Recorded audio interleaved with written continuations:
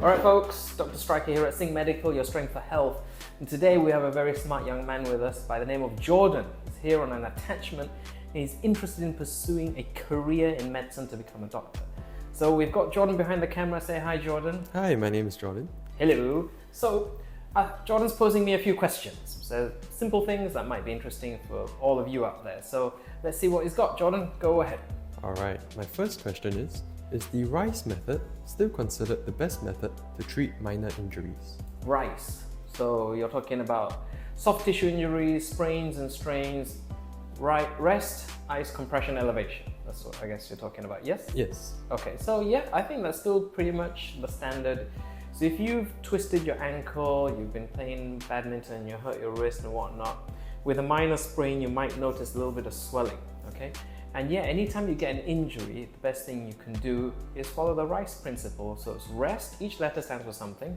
R stands for rest, I stands for ice, C stands for compression, E stands for elevation. Of all of those elements, to be honest with you, I think the C part, the compression, is probably the least useful and the one that people worry themselves about the most. Rest means you stop playing badminton or whatever sports and exercise, but it doesn't mean do nothing. So if you've sprained your ankle, if you just sit at home and you don't move because your ankle hurts, it might get really stiff and tight.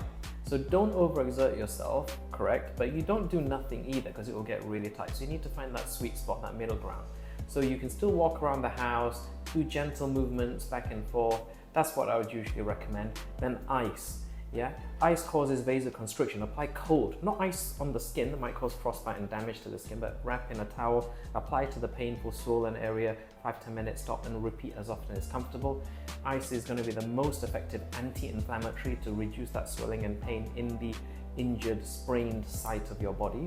Compression, don't go overboard, because if you put a splint or something on it, some people say it helps to relieve some pain, but it might stop you from using the joint, which what does that do? I just told you, it makes the joint stiff. It might actually make the joint weaker because you want to get back to normal function. And elevation, so if you sprained your ankle or certain part of the body when you're sleeping, when you're resting, elevate it, put pillows under your feet when you're sleeping, stuff like that. So yeah, I think it's still a pretty decent principle to use if you've got a minor soft tissue injury, a sprain and strain of a part of the body.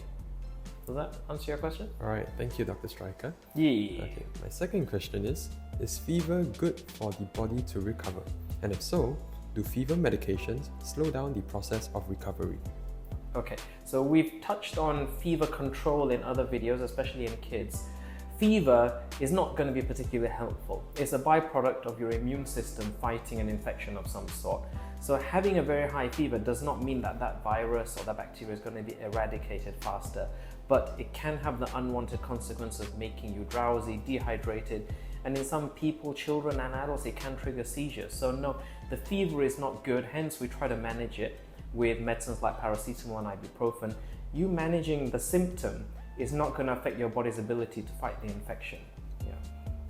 Alright, thank you, Dr. Striker. You're welcome. My third question and my last one is it true that you should apply ice to a burn area if you accidentally get burnt?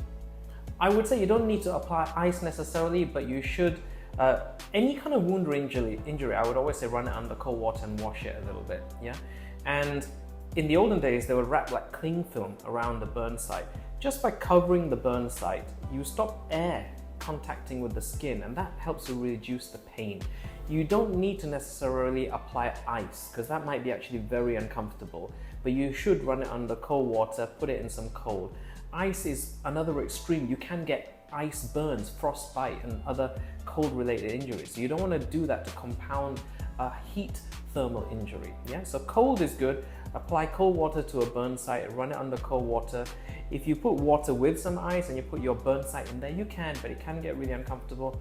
Then of course I would suggest you apply burn creams and things like that, and if in doubt, see a doctor.